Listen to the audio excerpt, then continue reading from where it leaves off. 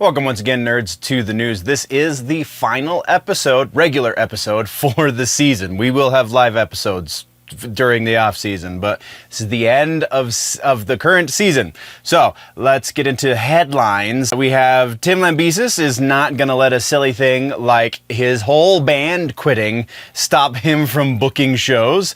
We have Pokemon versus Palworld lawsuit finally getting some details on what the hell's going on there. We have fairly gigantic comic book and art magazine that is getting revitalized finally. It's honestly been gone for a little too long. We have new casting announcements for Fallout Season 2. Denzel Washington is apparently announcing his own involvement in the MCU, which is kind of strange, but also, of course he is.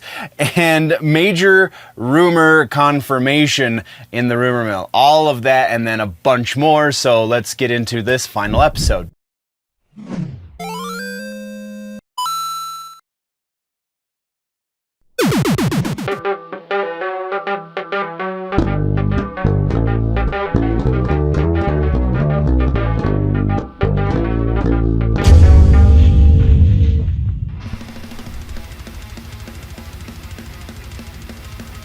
So, music news. We're going to start things off. Headlines here. We have Tim Lambesis got very high hopes for 2025. Unto Others have finally rescheduled their canceled tour. Well, the tour that they got kicked off of. We'll talk about that. They're now headlining. We have Guns N' Roses have hit a very interesting musical milestone in a fairly unexpected way. And then we've got quite a bit more in music this week. So let's get into it. Follow-ups and corrections this week in the music section. So first up, we're not going to spend any more time on it than this, I think, even after the award has been announced. But the Grammys have just announced all of the nominees for this year's ceremony. We don't really cover the awards shows anymore just because nobody cares. Like, it's just a bunch of elite types. I mean, less so with the movies, or with the music rather, but still pretty much just a bunch of elite types patting each other on the back and saying, good job.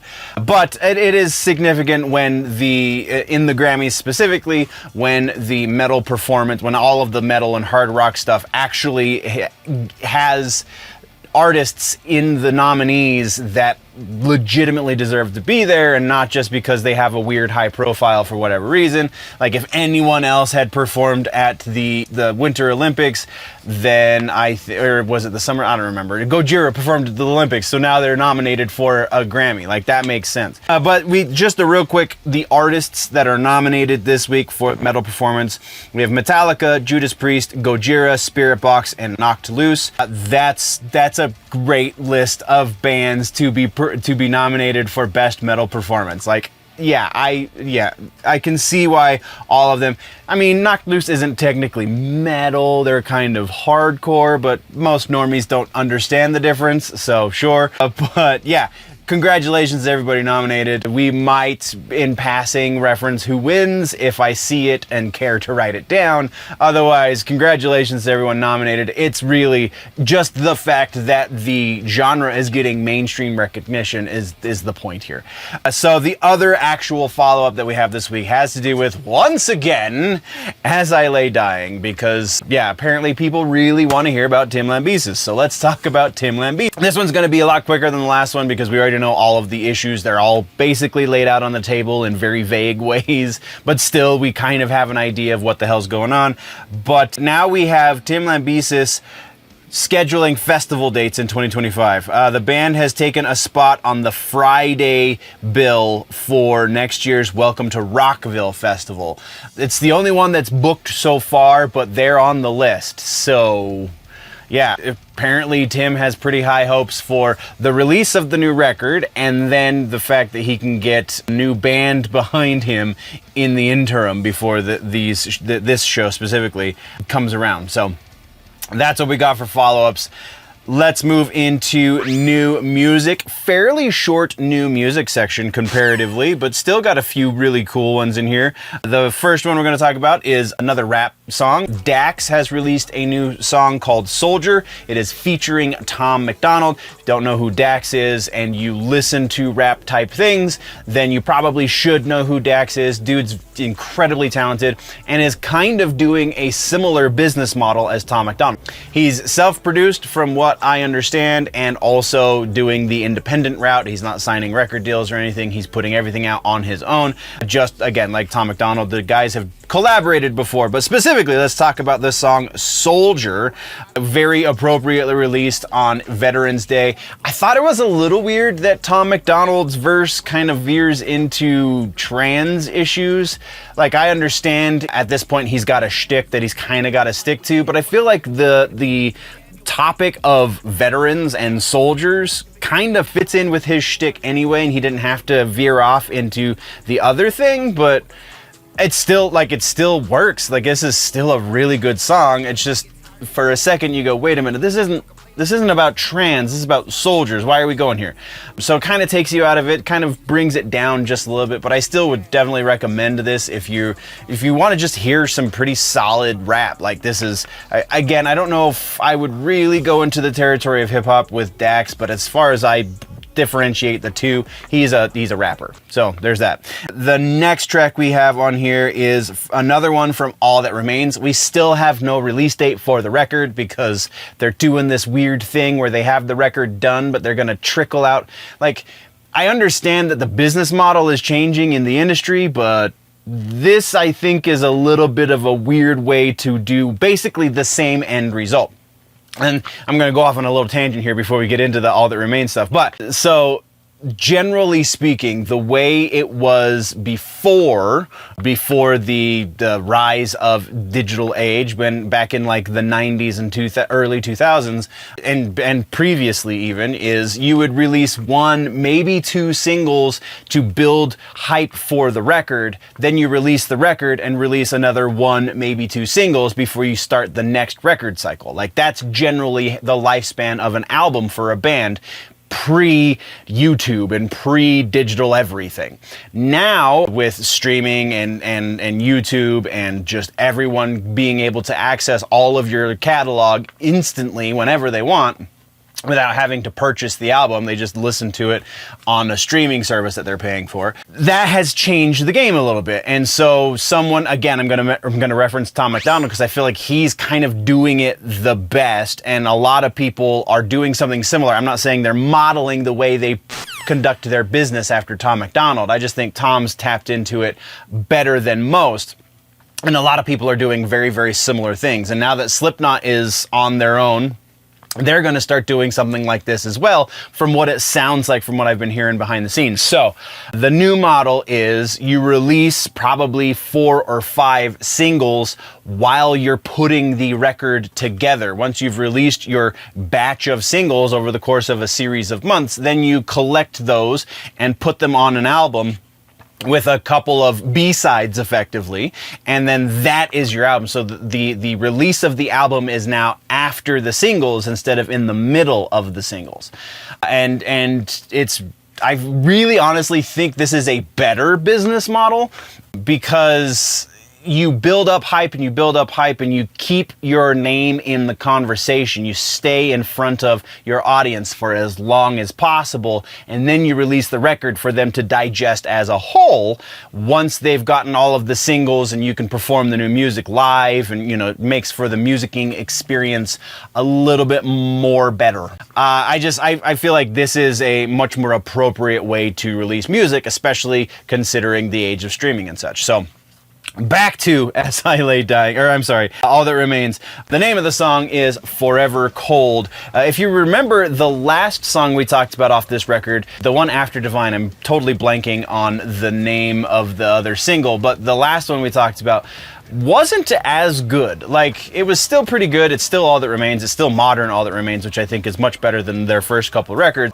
Even The Fall of Ideals, I think, was the name of the record. I think that this record is on track to be better than even that, based on Divine and then this song Forever Cold. The other single I still think is not quite as solid, but this is almost as good as Divine. Like, this is definitely a track that is going to be one that I'm going to crank every time I hear it on the radio, and is one that I'm going to put on my MP3 player, so when I'm going to the gym, I got something to pump to. Like, this is good quality All That Remains, and I'm super stoked for it.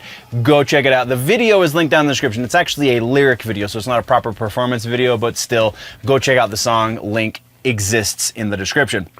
Next, we have a fairly notable track. This is the first new Butcher Babies track since their vocalist Carla Harvey left. So they used to have 2 vocalists, now they have 1. This is the first track with just the solo vocalist, and this honestly feels like instrumentally they're maturing. They're getting a little bit better as far as the instrumentalists go. As far as vocals and lyrics, performance of vocals, like I haven't listened extensively to the Butcher Babies, so I know that one of the vocalists primarily did singing. One of the vocalists primarily did like the harsh scream vocals.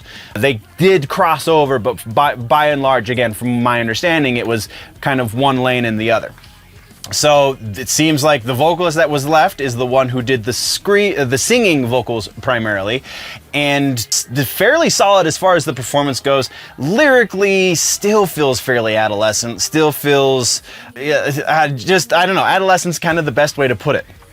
Just not exactly lyrically as competent as they are instrumentally and even vocally. Like, I think her vocals are pretty strong, just not the lyrics. Mild recommend, but still a recommend. I would say this is one to listen to. The name of the song, is Serenity. I didn't say that because we were talking about who the Butcher Babies are, and I got distracted by myself. So, yeah, the name of the song is Sincerity. Go check it out. Again, mild recommend. And then our final track in new music this week comes from a band from the UK called Malevolence, and for all of the music these guys have put out previously, this new track, Trenches, I feel like, from my exposure, because I only know the most recent record, this is coming off of a new record they're working on. This is more in line with the hardcore style that I kind of grew up with. Not quite old school hardcore, but kind of like New York hardcore sound. The late 90s, early 2000s kind of New York hardcore sound, which is, again, right about when I was a teenager. So yeah, just this track bangs. This is a really good song. Go check it out, go listen to it, go pay for it on iTunes, go do all of the things to support these guys, because this is good hardcore. It's borderline metalcore. The last record, again, the one that they were playing a bunch of tracks on Liquid Metal previously, is very much metalcore. This is kind of dropping the metal a little bit and leaning further into the hardcore side, and yeah, definitely invigorating. Go check out Trenches from Malevolence for sure. That, though, is what we have for new music. Let's talk about tours and festivals. We do have some news in here. First up, Download Festival for 2025 has just released their lineup. The dates I did not write down because I take amazing notes, but we do have a couple of the big names on the bill. The 3 headliners for the 3 dates, you can find a link down in the description. It'll take you to the website. You can see, you can get tickets and all that jazz. But the 3 headliners, so Friday, Saturday, Sunday, I'm pretty sure. 3 headliners are Green Day, Sleep Token, and Korn. That is who is going to headline. And that's fairly significant in that none of them have previously headlined Download Festival. So that is, yeah, again, significant unto itself. But then a couple of other noteworthy acts. We have this newly reformed Sex Pistols. We have Orbit Culture, Kim Dracula, Filter, Spirit Box, The List. Like I said, it's 3 days long, so go check out the website, link in the description. Get your tickets if you're going to be in the UK around about the time that it happens. Again, I don't know because I didn't put it in my notes, but either way, Download Festival is the thing. Next up, we have Machine Head has announced that they are going to be going on tour with In Flames, Lacuna Coil, and Unearth. This is a hell of a bill, man. This is a super solid bill. I'm not as into Lacuna Coil as the other bands, but still pretty damn solid. We have starting in April 5th in Oakland, California, runs through May 10th in Cologne, I think is how you pronounce that, British Columbia, up in the Canada place. So tickets, I could not find a link for tickets, but I'm sure if you go check out the Machine Head website, link down in the description, they'll have them soon if they're not up already. Next up, we have one that kind of caught me by surprise, and it's Papa Roach and Rise Against. How are these two? Okay. A Rise of the Roach Tour is what they're calling it. This one gets support from Under Oath, which is another one kind of out of left field for these two bands. Like, I would have never put these three bands on a bill together at any point in any of their careers. Like, that just doesn't make much sense to me. Maybe Rise Against with Under Oath. That makes a little bit of sense, but the whole Papa Roach thing kind of throws it. Anyway, so this one is March 20th in Houston, Texas is where they kick it off. Runs through October 5th in West Palm Beach, Florida. This one is a super long tour. They're going a lot of places, like a lot of places. So very likely they're going to be near you soon. I did not, once again, find direct link to tickets. So if you go check out Papa Roach or Rise Against website, which I think I'll probably link Rise Against website down low, you can go check that out. And when tickets are available, you can go purchase them. The next one is kind of an anti-tour piece of news, but it's still touring technically, and it has to do with King Diamond. King Diamond is currently on their North American tour. They had to cancel 2 of the Canadian tour dates. The reason given was unforeseen circumstances.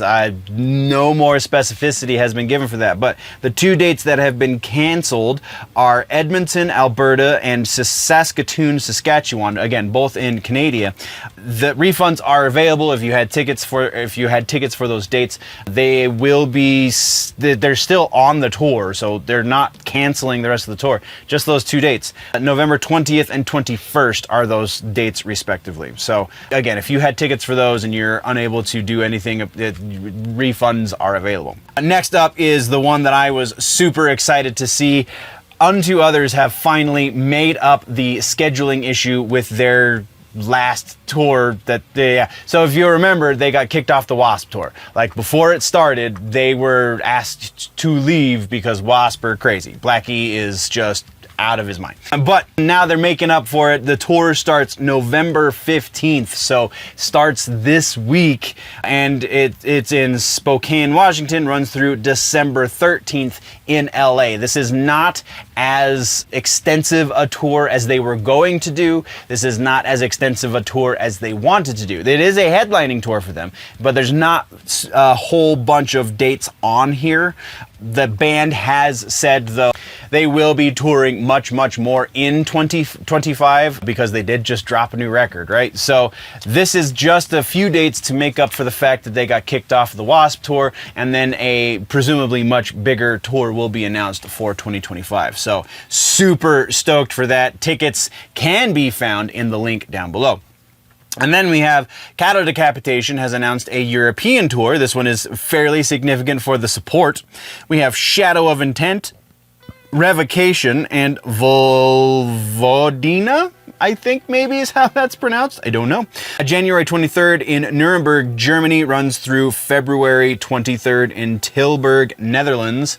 Yeah, this is Europe, so I don't have there. I believe are tickets available through StubHub, linked down in the description. You don't hold me to that because I think there's a possibility that that's just an American website. So go check it out either way. Cattle Decapitation is a pretty intense live show. Like, I was definitely taken by surprise when I saw them. When I went, there was the Black Braid show. It was epic. It was really fun. Go check it out. That is what we have for tours and festivals. So now let's dive into some regular ass news. This week we have 2 fairly big pieces for news. First up is Guns N' Roses have hit a very rare milestone in music. They have the honor of being the 8th band to have an album be in the Billboard Top 200 for 700 weeks in a row. That means this record has been selling significantly for the past 700 weeks. Again, they are the 8th band to do the eighth musical act to do this. Also noteworthy this week for the same reason, Bruno Mars is the next one. He's number 9. So weird, but true. But the really weird thing about this is it's not Appetite for Destruction that has been going for 700 weeks. It's actually the Guns N' Roses greatest hits album. That is what got them the notoriety of being the 8th band in history to be on the Billboard Top 200 for 700 weeks in a row. So yeah, that's pretty intense. But our next piece is a little bit of a downer, kind of, sort of, and it has to do with Heilung. Again, if you don't know who Heilung is, I really suggest it for most people. It's very atmospheric. It's not metal. It is kind of metal adjacent. There's a lot of Tuvian style throat singing that happens for it, but it's very much like European tribal is the best way to put it. They're like the pre-Norse kind of tribe. And it's really, really intense in a lot of really cool ways. But it's, like I said, it's very atmospheric even. Some of the less intense tracks are very just kind of warm and fuzzy and really cool. But not describe, and that's not the point of the piece. The point of the piece is Heilung are taking a hiatus. They are currently on tour. They will remain on tour until approximately August 17th of 2025. The August 17th date, somehow they're selling tickets for, but there has not been a venue announced for it. Like there's no, you don't know where this show is going to happen. This show is going to happen. After that August 17th date, they will be taking a hiatus. It will not be permanent. They are not breaking up. They're not going their separate ways. They're just taking some time. Like I feel like the significance of them announcing the hiatus means it's probably going to be a few years, but also like they're kind of at the peak of their popularity and they just keep going up. Just more and more people are really getting into them. So I can't foresee it being a super long hiatus, like to the point where I think it might be a little bit weird that they're announcing a hiatus because they're basically between records. Like you can take a few years between records, and I don't know. It's very interesting, and that's why we're sharing it in the news. But that is what we have this week. Also noteworthy this week, we're not doing suggestions just because there's way too much stuff going on. Suggestions take a lot of my brain energy, and just couldn't put them together this week. So no suggestions. That is what we've got for music this week, nerds. Oh, hey nerds. So, just here to remind you this week that subscribing is great. You should do that. It really doesn't cost you much, and it helps us make this show happen. It also keeps me fed, so that's a good thing too, right? You don't want a dragon to get hungry. So hit the subscribe button, tell all your friends. We've gotten a lot of comments recently talking about how, like, people think we do a good job here. So let your friends know if that's the case, and it really helps us out even more that way. So yeah, there you go. Either way, thank you for subscribing. Thank you for feeding me. Let's get back to nerdy things. Okay, bye.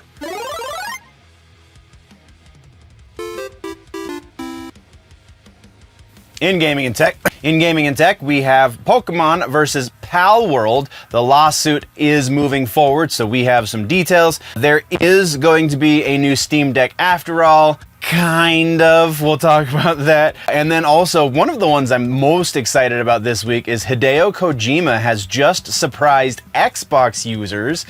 We're going to talk about that one and then a fair bit more. There's actually quite a lot in gaming and tech this week. Follow-ups and corrections here in the gaming and tech section. We have a new Steam Deck coming from Valve. If you'll remember, a week or two ago, we talked about the fact that Valve is kind of being great in that they're not going to iterate on their hardware once a year for the sake of iteration. They're going to wait until there is a big advancement so that they can have a leap forward from generation to generation of their hardware. Well, now they're releasing a new Steam Deck. It's not what you're thinking though. It's not the way that that's being built up. It's a little clickbaity, but what they're doing, it's just a new, it's a better screen. It's the same guts as the previous Steam Deck. It's a white casing this time, and that's basically it. that is kind of all that there is to this piece. So don't believe the hype. If you see anyone saying, oh my god, Valve's releasing a new Steam Deck, you know they're trying to sell you something, or it's just clickbait like I just did. So there you go. Next up, we have Nintendo Switch 2. We got an update there. Nintendo has acknowledged that it will be backwards compatible. There is still a big question here, though, because they have not specified, and this is one that normally I'd be like, really, do we need that kind of specification? In this instance, yes, I think we do, because of the nature of the gaming industry going all digital. Is the backward compatibility situation going to be only for digital releases, or is it going to be for physical as well? Will the new console have a similarly sized card reader, effectively is what it is, so that we can play our Switch 1 games on the Switch 2? That's the big question that still remains to be answered. Though it is pretty significant that we do know, at the very least, all of your digital purchases are going to translate into your Switch 2. And that's largely because of the new Nintendo accounts situation. Because with this generation, with the current Switch generation, they started their Nintendo accounts, meaning you have everything you have purchased is not tied to your console anymore. It is now tied to you as an account with their service. You don't have to pay for your Nintendo account. You just have to pay for the access to Nintendo Online. That's a different situation. But if you are waiting to get a Switch because the Switch 2 is about to launch, sure, that makes sense. But you can start buying games now. That's like, I totally am behind that. And honestly, if I had to put any conjecture into this, I would say very likely that it's just going to be basically the same card reader slot, just we're going to get higher capacity game cartridges. So, and I mean, I feel like the big worry here is unfounded. We have seen them do something like this previously with the Game Boy Advance. Game Boy Advance had two separate cartridge readers. So there was one on, what was it, front and back? I think it's my SP. I don't remember how the OG Advance was, but on the SP, you had one card reader in front and back, one for the Advance games and one for all of the previous iteration of Game Boy games. So yeah, that totally makes sense. We know that Nintendo's done something like this before, so if I had to guess, I would say yes, we're going to get something, either two different card slots, or it's going to be the same card slot, just more capabilities built in. I'm rambling, let's move on. Next up on the list is Halo 2. Halo 2 is 20 years old for the 20th anniversary. We have a mod group calling themselves DigSite, who are fairly prevalent in the modding community in Halo. They teamed up with Halo Studios to do this, so it's not just them modding it.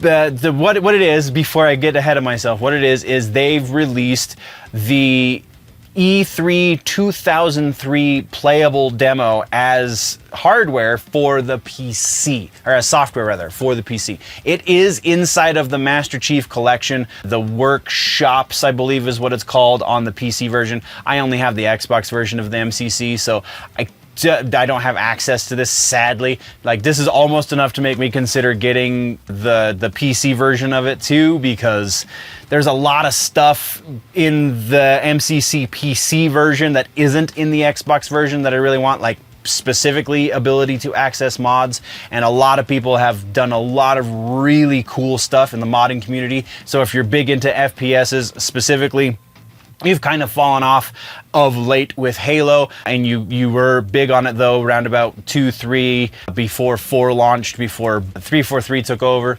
Then the Master Chief Collection is really what you want regardless of where you're playing it, but Master Chief Collection on PC seems to be far more catered to people in that realm of the FPS genre. So yeah, pretty significant E3 2003 demo. Again, they got help from Halo Studios for this. So Halo Studios is understanding what the community wants at least a little bit better these days. Let's move from there though. We have an update on the Palworld lawsuit. Pokemon and Palworld are head-to-head, but it's not because of game design necessarily. It's not because of the idea of the collectible monsters or anything like that. What it is, we now know, because the Pocket Pals, or whatever the company name, Pocket Pair, there it is. Pocket Pair being sued by Pokemon Company. Pocket Pair has come out and given us at least some sort of detail as to what they're being sued for. The patents are related specifically to the mechanics of catching and riding the creatures. There are 3 different patents involved in this. What I'm pretty sure we noted last time we talked about this, but there's been a little bit more details come out on this as well. The interesting thing about this is that the patents were officially filed after the Palworld game came out. However, there is a caveat to that. The process of filing was started for these patents back in 2021, long before Palworld came out. So it was actually before Pokemon Arceus was released.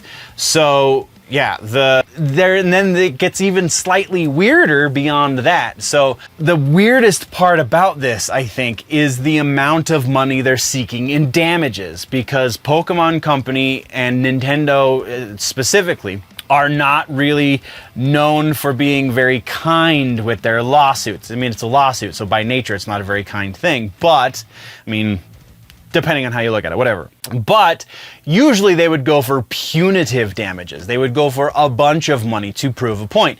This time, though, they're going for 5 million yen, which that might sound a lot to somebody from the States who $5 million is a lot of money. However, yen converted into US dollars, it's a little bit over $65,000 total between all 3 patent violations. They're looking for approximately 65,000 US total, a little bit more than 65. It's like 65,700 or something like that. So yeah, very, very strange, this situation. Like, really, that's like pocket change for someone like Nintendo. So I don't understand the significance there, but that is what we've got there. Let's move into our final piece of follow-ups.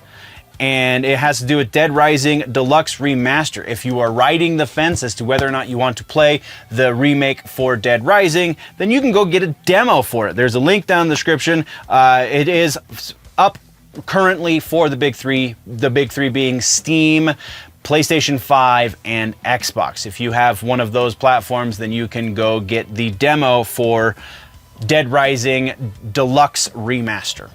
And then we actually have a couple of trailers to get out of the way this week. Like I said, gaming is a little bit significant comparatively.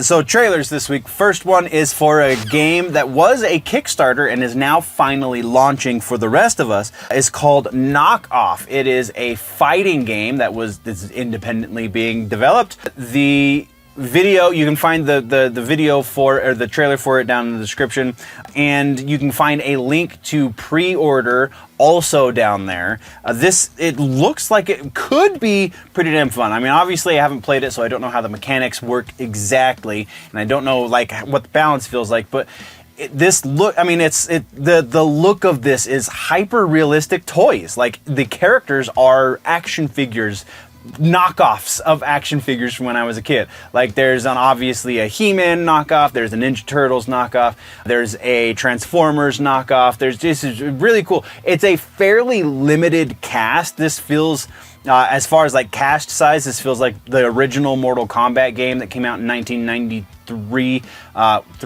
93. It feels like that in size. It's approximately 7 characters, it looks like, maybe even less, because I'm not looking at it right now and I didn't write it down in the notes because I take Meg's notes. But still, looks like a hell of a lot of fun. Go check it out. Go watch this trailer. It's really a lot of fun with the voiceover and everything. So yeah.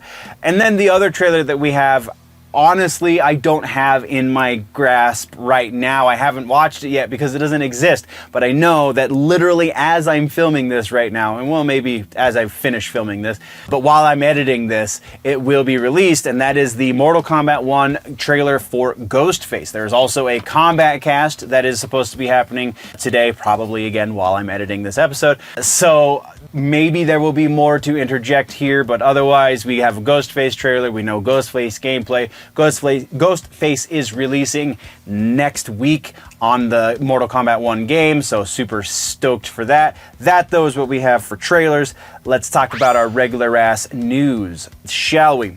First up, we have Nvidia's GeForce Now. This is a really stupid news piece. So, the GeForce Now cloud gaming service from Nvidia. You have to pay for access to it, and they're changing the pay structure, and they're changing, most notable here is the play cap. They're instigating a 100-hour a week play cap for users, for top tier users even.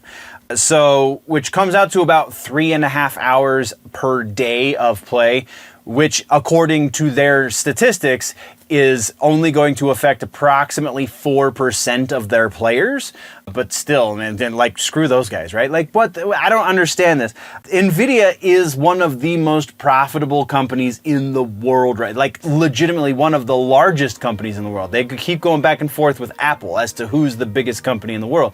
So why the cap? Like, I don't understand. They say it's for bandwidth reasons and a couple other things that they're talking about, but it feels like smoke and mirrors. It feels like just a reason to keep their customers under their thumb, but I don't understand exactly why they want that. Yeah, so 100% or 100 hours, 4% of their players. There is a minor caveat here, and that is if you are currently a subscriber to GeForce Now Cloud Gaming, then this will not take effect for you until January of 2026, right? Was it January?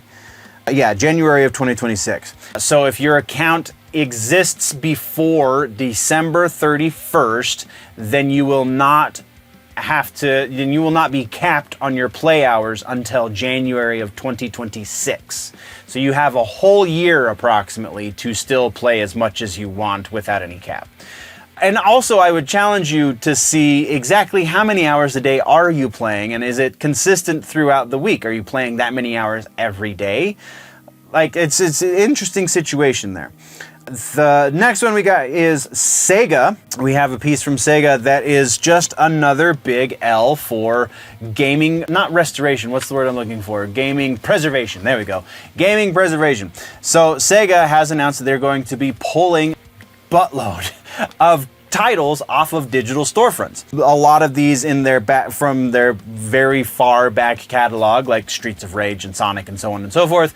Just see if I have a more comprehensive, like, big names here. We have Crazy Taxi, Nights into Dreams, Jet Set Radio, and those are like the biggest. And then there's Streets of Rage. I mean, honestly, is probably even bigger than that. It's getting pulled.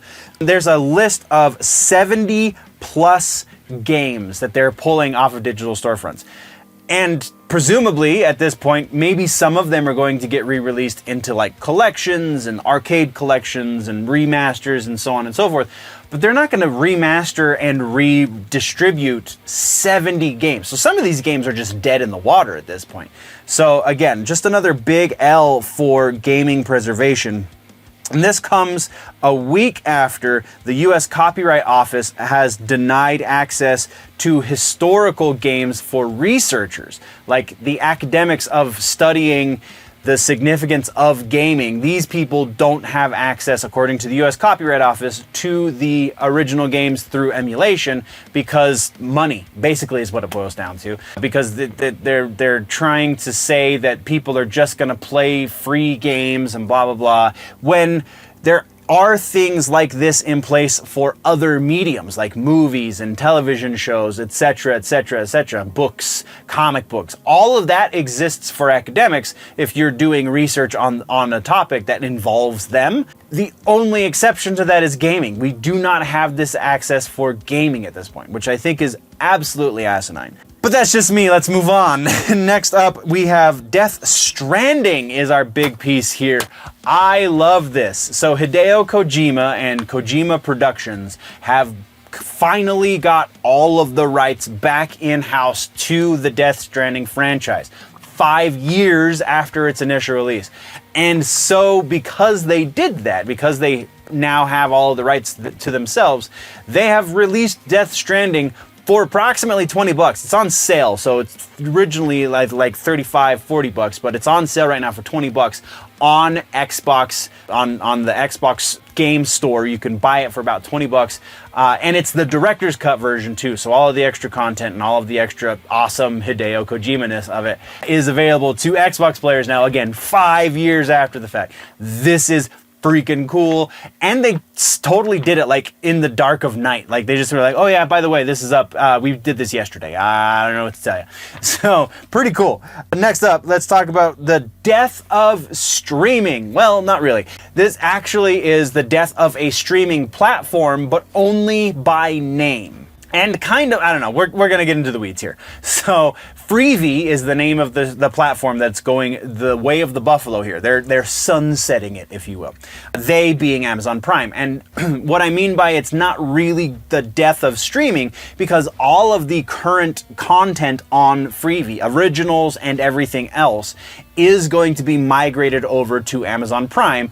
It will still be shown with commercials because it's part of their whole move to commercials to become profitable situation. But still, all of that content is still available, technically for free, assuming you already have a Prime membership. At the very least, the minimum Prime membership is like $15 a month, which also gets you free shipping on Amazon. And you buy a bunch of Amazon stuff, so why don't you have an Amazon Prime account? That's just weird. But yeah, so if you don't have Amazon Prime, that is the situation where you're not going to have access to this material for free anymore, presumably. It seems like there's a possibility they might open up something, a limited selection or something like that for free if they're getting rid of Freevee, but that's totally my conjecture and speculation. They don't have to do that. They own all this stuff. They can do with it as they please, and it's silly, but that's the way it is.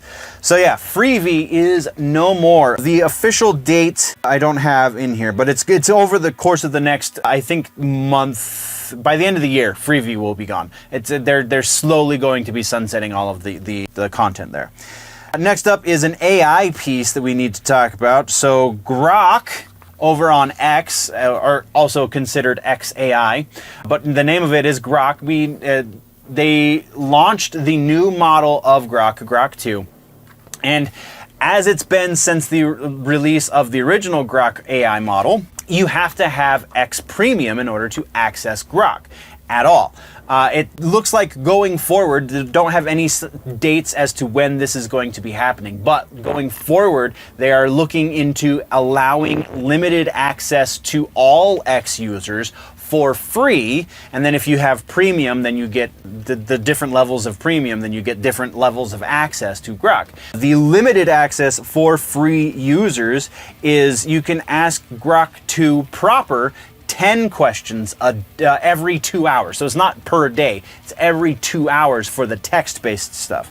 So every 2 hours you can ask 10 questions of Grok 2 proper, the big model. They have a small model that they're launching as well, Grok 2 Mini, and if you are going more over your 10 questions for every 2 hours limit, then you can switch over to Grok 2 Mini, and it is 20 questions every 2 hours that you will be allotted on X with their AI. Also here, the image stuff is you get 3 image-based analyses, or whatever you do with images on Grok, because I've never used Grok, but 3 of those per day. So the image-based stuff is going to be daily, whereas the text-based stuff is hourly, bi-hourly even. So interesting. No date, like I said, no date as to when this is going to happen, but it does, this is beyond rumor at this point. This is just a matter of implementation. So this is the final piece of regular ass news. There will not be a suggestion this week. We're just not doing suggestions. But Warner Brothers Games, there's a lot going on here, and it's all based from one piece. So Warner Brothers Games is kind of sort of in trouble. There was a big investors call,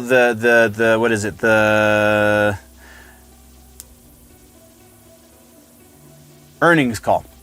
There was a big earnings call here last week that David Zaslav was talking to investors and people in the media, and he said that they are going to be focusing going forward on franchises, on proven franchises. These are almost quotes. I'm kind of paraphrasing, but this is pretty close to what he said. They're going to be focusing on proven franchises. And then he names specifically Batman, Mortal Kombat, Harry Potter, and I think there were 2 or 3 other ones. But those are kind of the biggest ones as far as the nerd communities are concerned.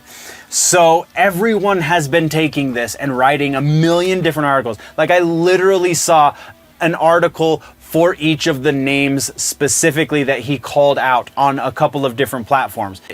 So there was an article saying that there's going to be more Mortal Kombat games, and there's going to be more Batman games. There's going to be, like, literally somebody wrote a full freaking article for one text media source for all of these games based off of this one phone call, this one statement even in this greater phone call. So like this, the basics of this are, David Zaslav has said that the gaming situation is in trouble. They are losing money in their gaming division, so they need to focus on proven franchises. He names examples, but that is not an explicit endorsement or an explicit announcement, rather, of anything new specifically coming out for them. We already know that there's going to be a Hogwarts Legacy 2 that is actively in production, but now everybody is thinking that there's actively going to be a new Mortal Kombat game coming out soon. That's not true. Everyone's also thinking that there's going to be another new Batman game coming out soon. That one might be true. There are a couple of rumors behind the scenes that have been going for a few weeks at this point that have nothing to do with this phone call. So possibly there's another Batman game or something similar to that in the works. That might be happening. But to say that they're pushing new game, like, no, they're going to, Mortal Kombat specifically is where my brain's at with this, is they're going to focus, like they've said they're going to, on the current game. They're going to do everything they can to maximize its profitability. There's very likely going to be another DLC story mode for it. Like, that is still technically releasing Mortal Kombat content. That is still making Warner Brothers money. So, and all of the skins that they're releasing, that is also making Warner Brothers money. So that is what they're talking about. They're not talking about specifically, we need a new game, we need a new game, we need to do things with what we have. And if it makes sense that it's time for a new game, then we're going to release, well, and even that's probably being a little bit generous, because really it's going to be, all right, so game sales for your title have started to dip. We should start development on the next one. With the way that Mortal Kombat is functioning right now, I don't think that's going to be anytime super soon, because, again, the story mode DLCs kind of count as a new game.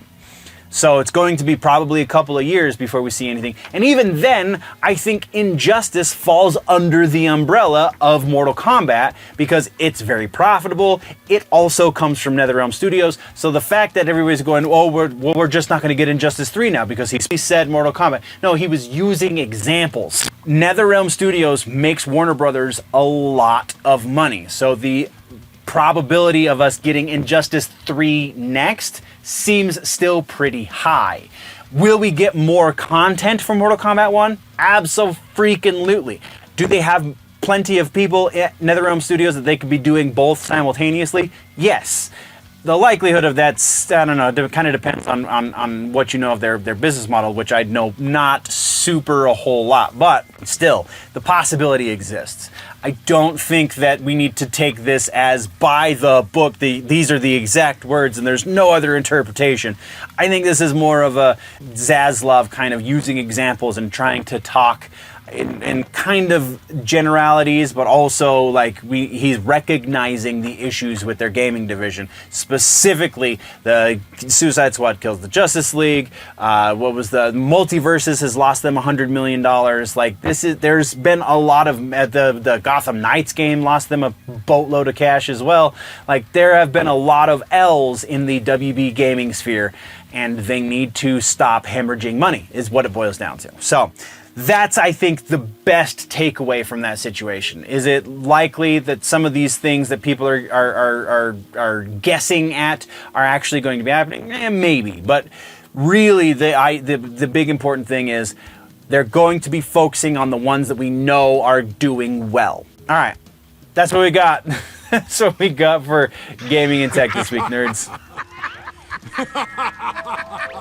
Comic books and books this week is fairly short, but we do have some headlines. We have defunct Comics and Art magazine is getting a second life, and I'm super stoked about it. We have the new Kid Pool is joining the comic book Marvel Universe proper, and an interesting series of books being released around famous boxers. We're going to talk about that and probably why they're doing that, and then just a little bit more, I think. So we just have regular ass news for comics and books this week. We're not doing suggestions. It's the end of the season. I will very likely do a Nerdy Suggests episode, full-on episode, probably will be what makes up the difference next week, because this is the end of the season, so it's going to be a couple of weeks where we're not doing proper episodes really at all. So there will be probably a couple of reaction videos and other things that I'll be doing to fill the gaps that I don't have to put as much work into as I do for the news show. But as it stands this week, no suggestions. Anyway, let's talk about the news. So, comic book news. We actually have got a very interesting mix this week for comic books. We're going to start things off with Kid Pool and Spider-Boy. So, this is a really funny situation to me because Kid Pool has existed for some time. Kid Pool, previous to the Deadpool and Wolverine movie, was a boy, and I don't know that a whole lot was really known about him because he's part of the Deadpool Corps, and it was more the Deadpool Corps as a whole is what was the character, whereas the individual Deadpools inside of it didn't really get as much of a backstory. Now we have Deadpool's kid, or Ryan Reynolds' kid, as Kid Pool in the movie, so we now have a female Kid Pool. And that version of Kid Pool is what is getting... So I saw a bunch of headlines for this one saying, Kid Pool is finally coming to the Marvel Comics universe. That's not accurate. There's always been well, not always, but there has for a long time been a Kid Pool in the Marvel Comics universe. It's just a different version of Kid Pool. The movie version of Kid Pool specifically is who is finally coming to Marvel Comics. So... we do know a little bit about this. The book is being written by Christopher Yost. We're getting art from Nathan Stockman, Chris Campagna, and Jed Doherty. Excuse me. And they're specifically bringing Ryan Reynolds' daughter version of Kid Pool. So going from the kid in the Deadpool Corps to what we know specifically as Wanda Wilson, who is the Kid Pool that joined the Deadpool Corps in the Void. The male Kid Pool was a student at Xavier's School for Gifted Youngsters, and he was a troublemaker. And there's a little bit of backstory there, but honestly, again, not much, because I couldn't find his actual name. It might be Wade. It might just be a child version of Wade. I don't know. I honestly didn't read the book where they gave his backstory. But yeah, so December 25th is when this book is going to be on sale. It is going to be Kid Pool and Spider-Boy. So Kid Pool, it's the rise of the sidekicks. The Spider-Boy comic has kind of taken off, and we're getting Hulkette as part of this series as well. But the name specifically of this arc is going to be Kid Pool and Spider-Boy. I'm sorry, Spider-Boy and Kid Pool. I got that backwards. And again, issue number 1 out December 25th. Sounds pretty freaking cool, not gonna lie. I'm very interested because you have the history between Deadpool and Spider-Man. So bring that down to middle schoolers and just how much goofier is that gonna be? Whatever. Next up we have Heavy Metal. This is the big piece for this section, and I'm super stoked about it. So, the Heavy Metal magazine, if you'll remember, Heavy Metal has been around for ages, since the 70s, I'm pretty sure is when it started. But it took a hiatus. I did not write down when. After hiatus, it left many fans and creators feeling disappointed. I don't know when it went out of print, but it's been out of print for some time at this point. If I can find the specifics, which I don't know why I didn't do that in these notes, but if I can find the specifics, I'll probably put them in the notes down low or on the screen or something. But so it's been on hiatus. It hasn't been in print for some time at this point. They are rebooting it. So Heavy Metal Magazine is relaunching with a fresh start under new ownership and management. Issue number 1 is set to feature nearly 200 pages of just the exact kind of content you would expect out of heavy metal. Kicking off a Kickstarter campaign that will offer exclusive rewards like limited edition covers, art prints, and merch, etc. The new team, this is fairly noteworthy, the new team aims to restore the legendary status after the hiatus kind of left a bunch of fans and artists disappointed. They have been set out to make amends with all of their debts. They have settled all of the debts that previously existed for the magazine. They have paid artists, settled debts with past creators, and are addressing missed subscriptions and orders. So if you have back orders that you did not get because they basically went out of business, like I'm pretty sure we talked about this on the channel when it happened. Again, I think it was like 2 years ago, maybe even a little bit more. But if you had a subscription and your subscription was not up, you still had more time on your subscription, they're going to address that. They're trying to address anything that was missed. So like if you knew books had come out, but they didn't mail it to you because they're starting to fall apart internally for whatever reason, then they're going to try and fix that as well. This is a pretty big undertaking for these guys.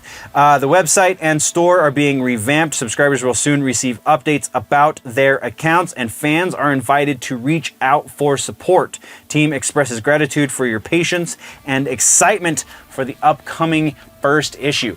This is huge. This is going to be very, very significant. I'm super stoked for this.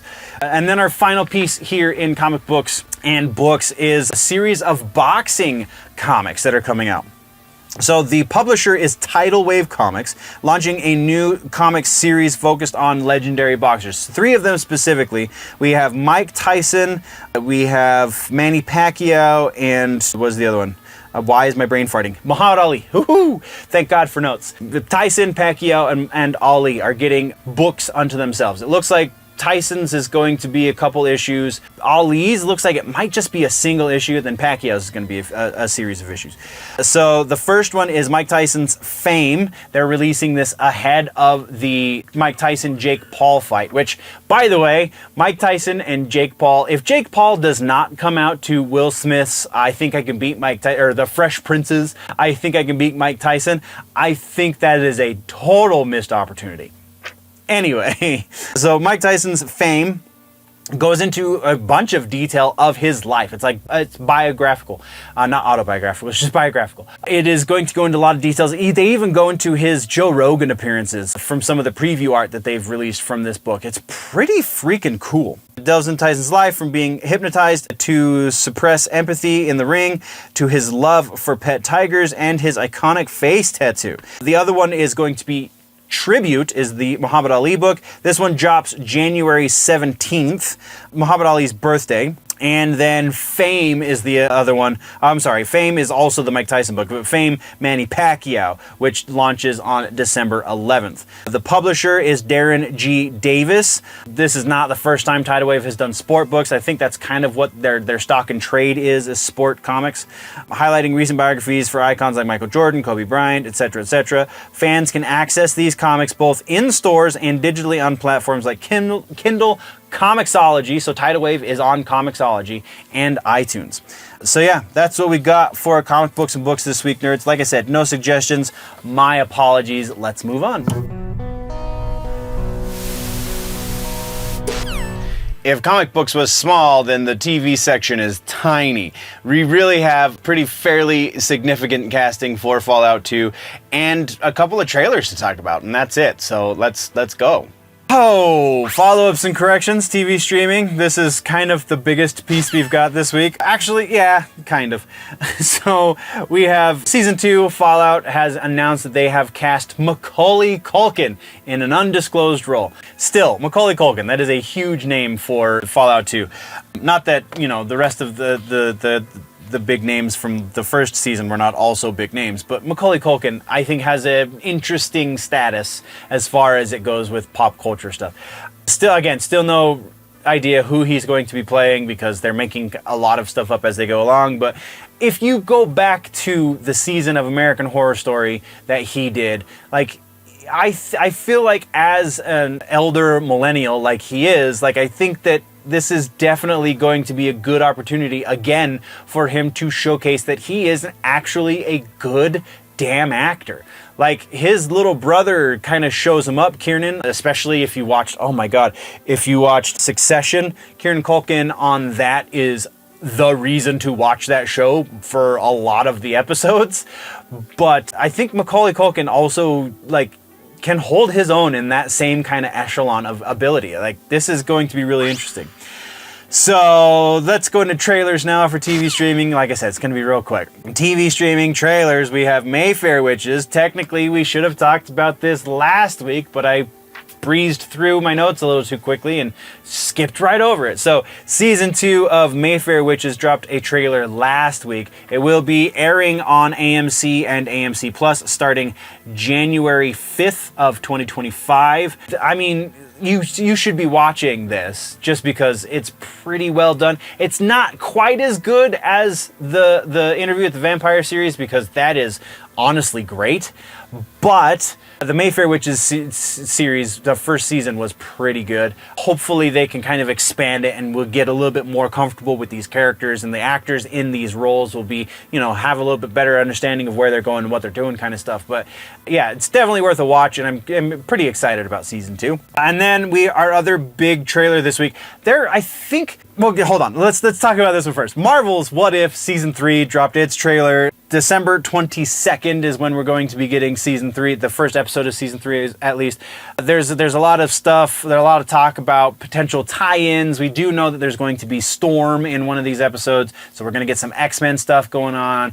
Is that going to be foreshadowing into the MCU proper? Probably not. They've said explicitly that that's not the way this works.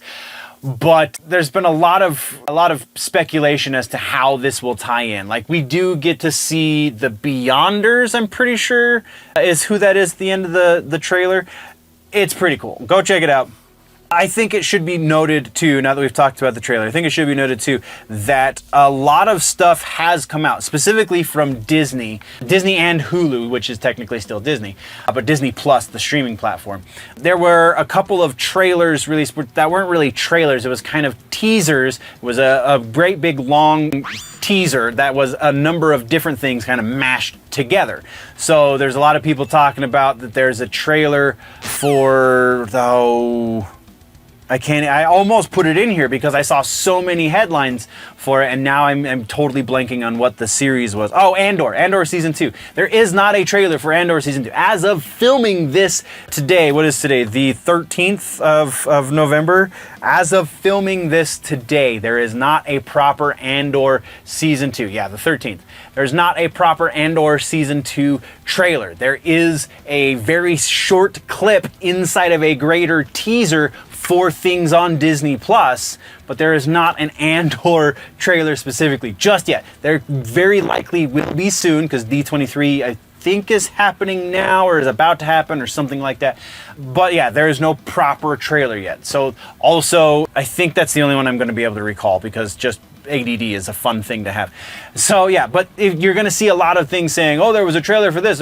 No, they're teasers and they're very quick snips of something from a bigger something else. And yeah, don't waste your time. Anyway, we will talk about trailers as they release, but that will be in the live show, and that will happen in a couple of weeks. That is what we have for TV streaming this week, nerds. Again, no suggestions as it is the last episode of the season. Movie news this week is rivaling gaming and tech for the biggest section we've got. We have Denzel Washington breaking the news on his own MCU involvement, which I think is a first. Another horror movie based on a kid's property, kind of. It has just dropped a trailer. We've been anticipating this for a little bit. And also, one that I think everybody's talking about, but still, let's throw our 2 cents in. The Wicked movie, the promotion for it just got a little spicy. Let's talk about that and quite a bit more in movies. So, follow-ups and corrections here in movies. We have Captain America Brave New World in the follow-ups and also in trailers. We're going to talk about follow-up first. Giancarlo Esposito has revealed that they are going back for a second round of reshoots for the movie. Not entirely unheard of, especially considering the current state of the Marvel Cinematic Universe. Like, it just kind of makes sense that because things have been shifting kind of ever so often, they're just really just in flux in general. Makes sense that things have changed, so they have to go back and reshoot a couple of things in order to make them make sense in this movie. So yeah, no real craziness there. The big craziness here is Black Panther 3. So we've gone from speculation that it might exist to speculation that Denzel Washington has been cast specifically for this movie, and now we get straight from the horse's mouth, Denzel himself is telling us that he will be in Black Panther 3. He did not tell us who he's going to be playing, so anyone who's saying anything about the character he's going to be, that is speculation. He's not telling us who he's going to be playing, but he did say that Ryan Coogler is specifically writing the character for him. So he has been cast in the MCU. It is going to be for Black Panther 3. And Ryan Coogler's involved at least in the script writing phase, probably in the directing phase as well. That's what we got for that, though. Let's move into trailers for movies. We have Captain America Brave New World, like I said, new Brave New World trailer. This time we actually get to see some real life Red Hulk action with Harrison Ford's face on that Red Hulk. It's pretty dope, I'm not gonna lie. Like, it still looks a little too CGI, but it's still pretty cool to see Harrison Ford do that. February 14th is release date on this one, and yeah, this is gonna be one I think most people are going to see for a multitude of reasons, not the least of which being Harrison Ford as Red Hulk. Yes, please. Next up, we have Mission Impossible Final Reckoning. This is going to be the final Mission Impossible movie. Finally has a subtitle. I'm going to stop saying the word final, I promise. But the release date on this one is May 23rd. It is going to conclude Ethan Hunt's Mission Impossible story. Will there be more Mission Impossible movies in the future? Probably. Will it be Ethan Hunt? I think that's possible. It's just not going to be Tom Cruise. So, but the trailer, I mean, I had a ball with the last one. Like, I really dug that last movie. It was not the most deep cinema that you're ever going to sit through, but it was an incredibly good action movie.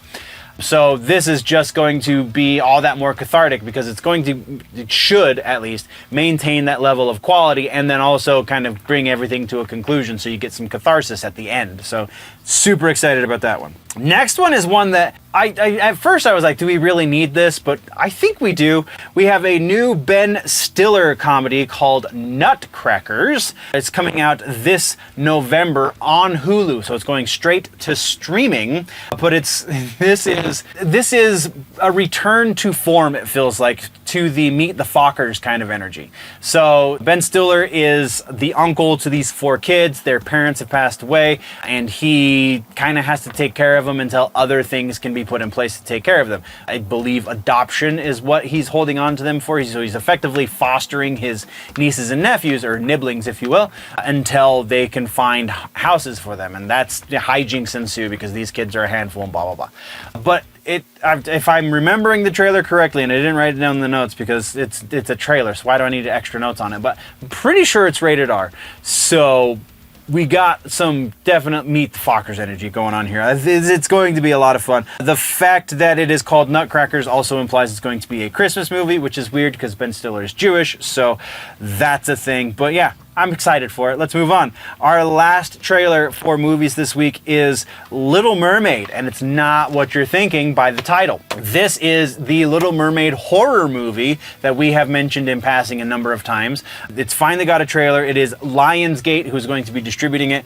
This is the horror version of the Hans Christian Andersen story. This is not the Disney story. So it's going to be some very dramatic differences. I don't even know how close it's going to stick to Hans Christian Andersen's version, but it is not going to be the Disney version. We know that for sure. It kind of sort of resembles the Disney version because she's a redhead, but aside from that, there's a lot here that is not Disney, and looks like it's going to be interesting. This one looks like it's going to be even cheesier though than the Winnie the Pooh horror movies. So yeah, I don't know. This might be one to stream. I don't know if it's going to get theatrical release, if it's worth seeing in theaters or not, but that I think might be up to you. Let's move into regular ass news now. We do have a couple of things here. First up, we have, sadly, we're starting off on a down note, but Tony Todd, who was Candyman, he was the voice of Venom, he's done a number of, he was Lieutenant Commander Worf's brother in Star Trek. Tony Todd, the amazing actor, amazing dude, has passed at the age of 69. Cause of death has not been given just yet. This is another titan of the genre field, right? This is a guy who has a distinctive look and sound, like his voice. You know his voice as soon as you hear it. It's just, we're losing a lot of good ones, and kind of young these days too. 69 is not that old. Like legit, my dad is older than that. So, oh man, yeah, we're gonna take a minute. We're gonna remember Tony Todd. Be my victim. I wanted it rooted in some sort of cause. So together we came up with the whole lynching, him being vilified for being in love with a woman of one complexion. He was black, she was white. This is circa 1900, or it could apply today, who knows?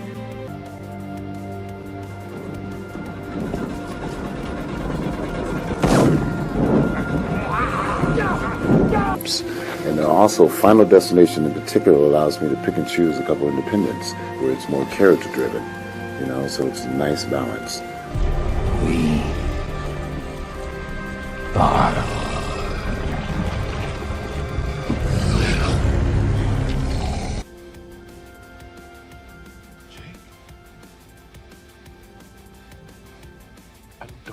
because I'm not around much, that I don't want grandchildren.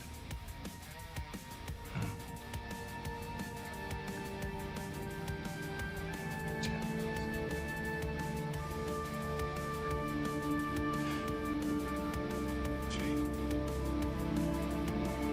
my sweet boy.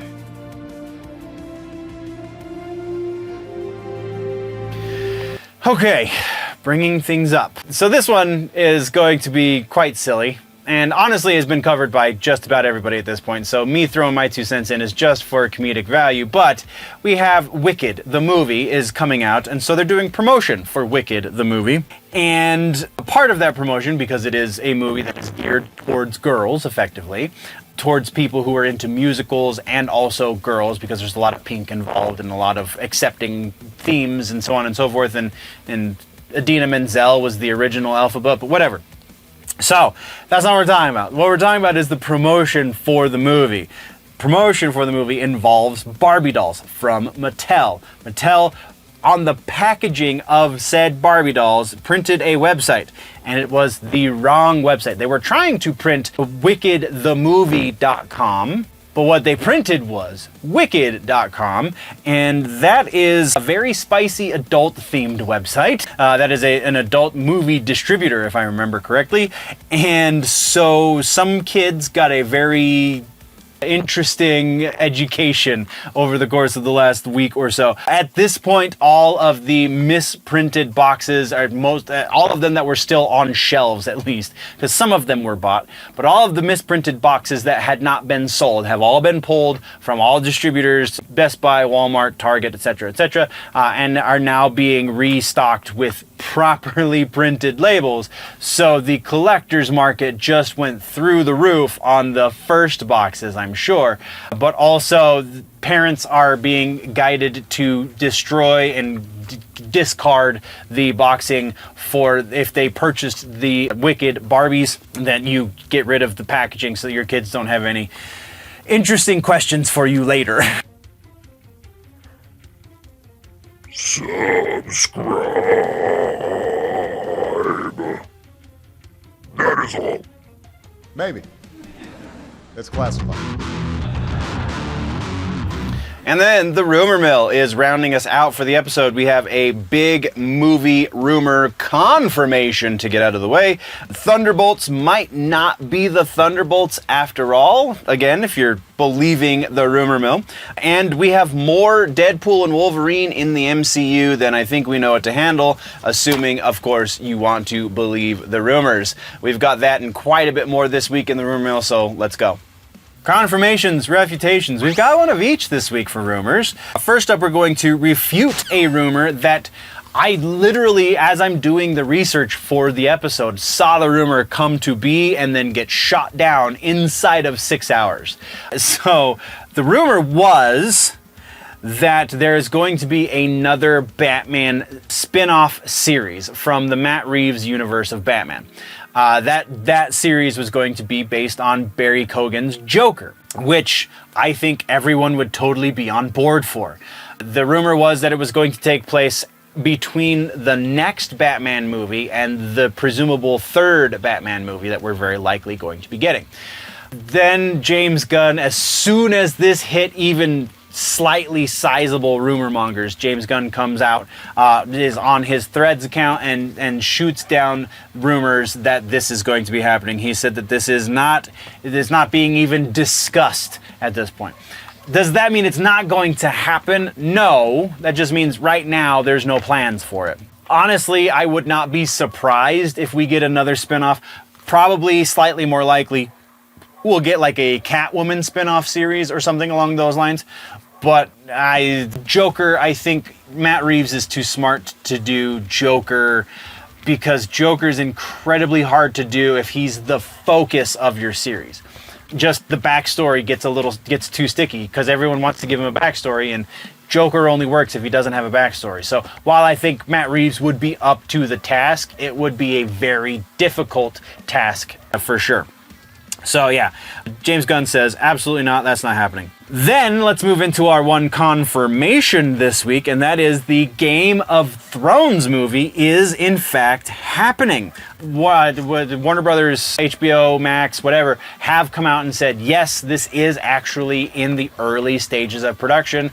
That's really all they've said. They've acknowledged the fact that it exists, and we are waiting for more news. So this has moved from rumor to news. So there you go. Now let's get into new rumors. We don't have new sources for old rumors. We just got the new rumors.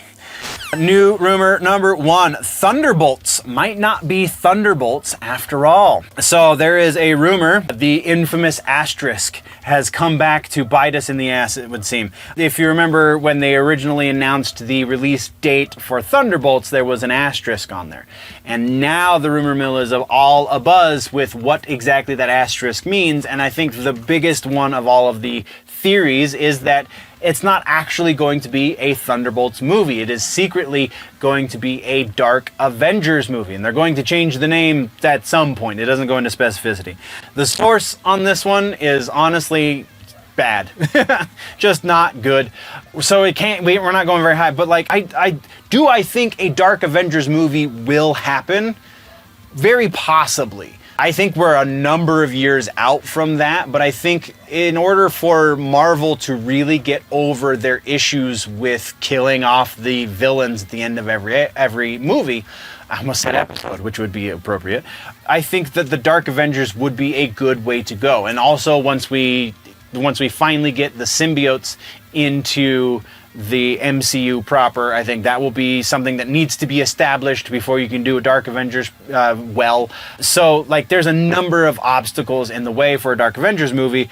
For them to just tack that title onto Thunderbolts, which has already been established for a little while at this point, seems incredibly unlikely. We're going to say 20% likely, as a matter of fact, that we will be seeing Dark Avengers instead of Thunderbolts. Again, Dark Avengers down the road, I think, is a great idea. Right now, bad idea.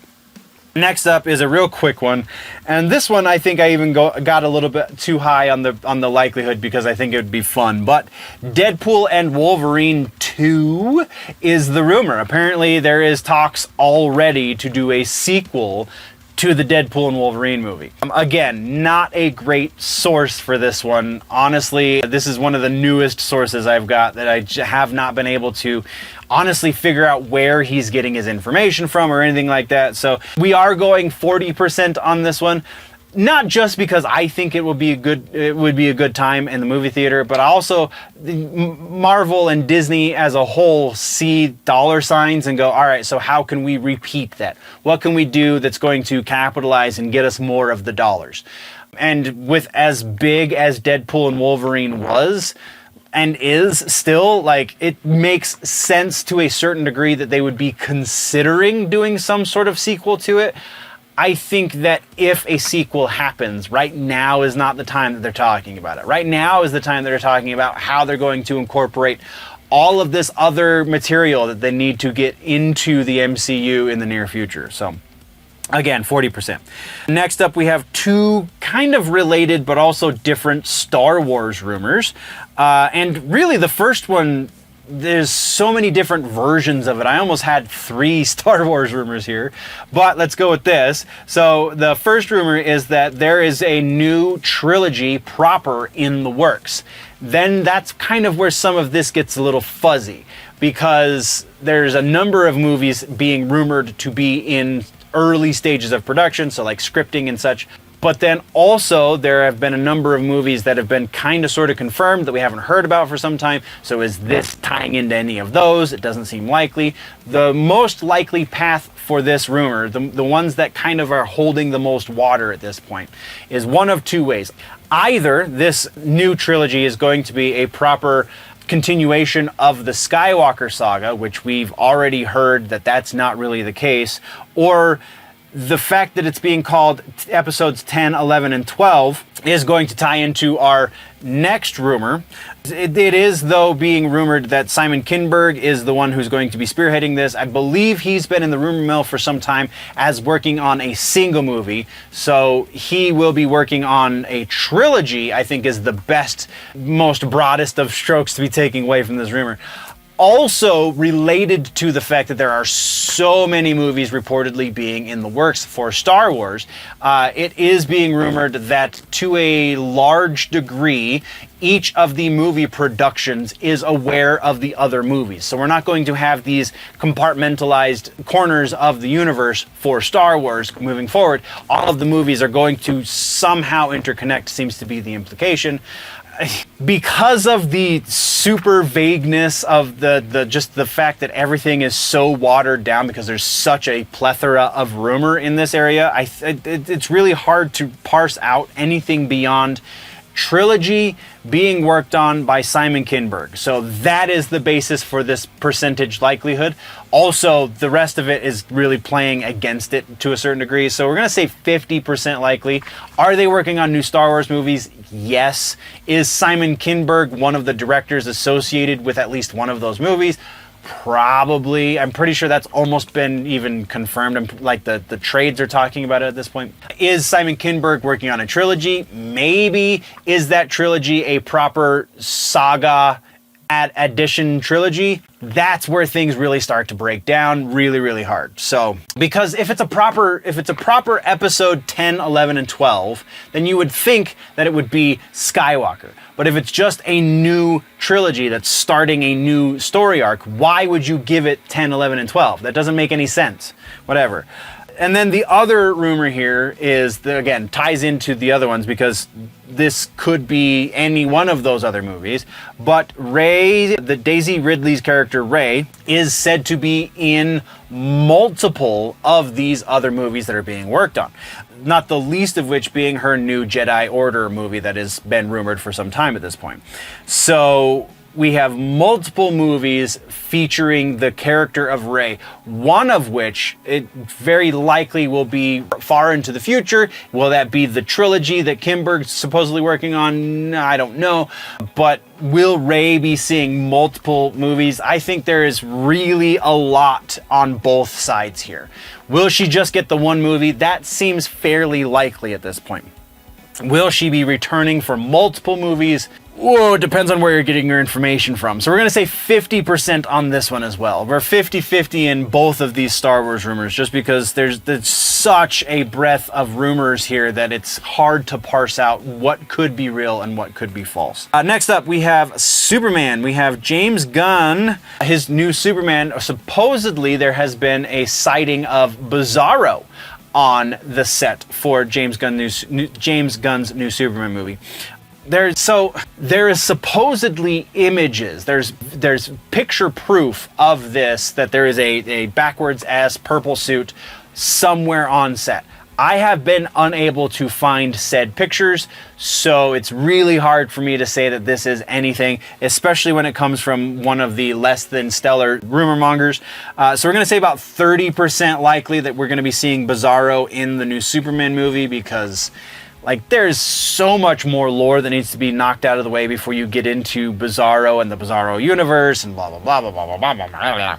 So yeah, 30% likely. Next up is Sonic the Hedgehog related rumor. This one is Shadow is supposedly getting his own live action feature film from Paramount, and Paramount, I'm pretty sure, puts those out. The Keanu-sans continues, it would seem. This one seems likely. They have said in no uncertain terms that they want to expand on this universe as much as they can. So the fact that Knuckles has a series, Sonic has now, 3 movies, the third one is still in the works, and they want more. Shadow is a viable option. Keanu Reeves doing the voice, yeah, let's roll with that one. 75% likely. This one, if as soon as it hits the trades, I'll give it a little bit more of a likelihood, but until it's there, we can't go super high. I mean, that's fairly high even as it is. Next up, we have a gaming rumor. And this is an interesting gaming rumor. It's not getting as good of a likelihood as usual. So the rumor itself has to do with Legend of Zelda Wind Waker, a Wind Waker HD remaster to be specific. The remake is heading to the Switch, according to the rumor. And this one has been supposedly leaked from a Russian retailer. There is an image that exists where it was listed on their website with a release date, I believe. So that would seem to be an indicator, but, typos happen, people mishear information, copy paste is a thing, they accidentally copy paste the wrong bit. There's so many other things that it could be aside from an accidental leak of the release date for this, that's why we're not going. The other reason why we're not going as high as we probably could, considering the nature of the leak, is this has been rumored for basically the entire life cycle of the Nintendo Switch. So at this point, it's kind of a situation of the boy who cried wolf. Yeah, I'll believe it when I see it. So that all being said, we're going to give this, it's still fairly high. We're going to give this a 70% likelihood that there will be a Legend of Zelda Wind Waker remaster on the Switch. Presumably it will be the Wii U version of the game, just getting updated to the Switch hardware. So yeah. Next and final for our rumors this week is Idle Hands. We have Sony being rumored to be remaking the horror comedy Devon Sawa, Seth Green movie from Jessica Alba, I believe, was also in it, from the mid-90s, late 90s, something. Yeah, Idle Hands being remade. There is something to be said that the movie did moderately well. Sony's looking for a W, an easy W at that. Horror seems to be trendy at this point. So there's kind of meta reasons why this would be a thing, but there's really not enough specific reason for it. So we can't even go 50% with this one. We're going to say 40% likely that Sony is working on a remake of the Idle Hands movie. And that is what we have for the rumor mill this week, nerds. Which puts us into the final section, which is housekeeping. As I have said a number of times for this episode, this is the final regular episode of the season. For those of you watching the YouTube channel, that is season 5. For those of you on other platforms, it is a different season number because I've only been on those other platforms for less amount of time. I think the other longest running one is the audio platform, the Legion, the Nerdy Legion. And for that, I'm pretty sure it's season 3 that this is coming to an end. So that means a couple of really interesting things are going to be happening over the course of the next few weeks as far as the channel are concerned. First up, until the end of the month, until after Thanksgiving at the very least, until after Thanksgiving, there will not be a news episode at all. So that's about 2 weeks of just no news episodes. It's not to say there's not going to be any content on either of the channels. We will be doing at least some reaction videos because those are pretty easy to do as far as just keeping content flowing and still contributing to the conversation. So probably a couple of reaction videos over the course of the next couple weeks, maybe some more specific and small things for the second channel, but nothing that's really going to take too much time and energy to throw together just because this is kind of my decompression couple of weeks. So there's that. Then, once those 2 weeks are up, first week of December, probably, maybe the very, very end of November, we will be coming back with news episodes, but the platform changes, or the structure changes. We go from a pre-recorded show that runs about an hour to an hour and a half, and then we're going to do a live show that usually runs about 2 hours, depending on how much gaming I want to do. The structure for the live shows is fairly free and loose. Lots of contributions from the audience. So if you want to, just swing by and say, hey, that would be awesome. Or if you have something that maybe you've been itching for me to cover and I haven't gotten to that point, you want to have a conversation about it, then that is the best place to do it, is on the live shows. But the live shows will be every Tuesday evening, which means for those of you on the audio portions, you will be getting your episodes Wednesdays, which you should be getting your episodes on Wednesdays anyway. I've just been really, really bad the last few weeks as far as getting my deadlines met. Number of reasons, number of factors have been part of that, not the least of which is the time of year. This is one of the reasons why we do the season end stuff when we do, is because this time of year just gets really busy for me. So yeah, live shows will be happening. They'll be happening Tuesday evenings, and specific times you're gonna have to stick to the Twitter and the community page for either channel. I'm toying with the idea of doing a multi-stream, maybe YouTube and Rumble, YouTube and X, probably not YouTube and Twitch, just because Twitch is not really going to be the place for this kind of content. But after the hour of news, if you want to stick around, we do gaming stuff, and I'm going to do more than Mortal Kombat, I promise. I don't know how much more, but something more than just Mortal Kombat. So very likely we'll be playing some Halo, we'll very likely be playing some Fallout 76, and I really want to get my hands on a couple of other games that until I have them, I'm not going to announce them, but yeah, there will be more than just Mortal Kombat. It will be largely Mortal Kombat, but not just Mortal Kombat. So that is what we've got for the live shows.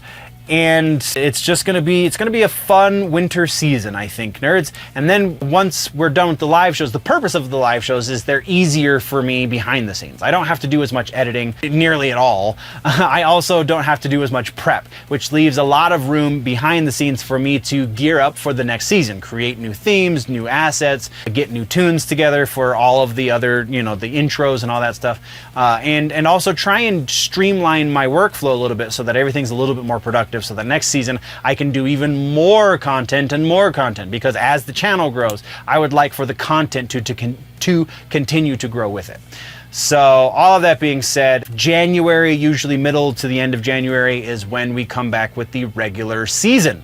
So that is what we've got going for the next few months. Thank you very much, nerds, for joining me. We will see you properly again in about 2 weeks, and very intermittently in the meantime, in doing other things that aren't the news. So thank you very much, nerds, for sticking around. If you are stayed all the way to the end, then I super duper love your face, and we will see you in a few weeks. Before we go, always remember that if it's generally nerdy, it's probably here.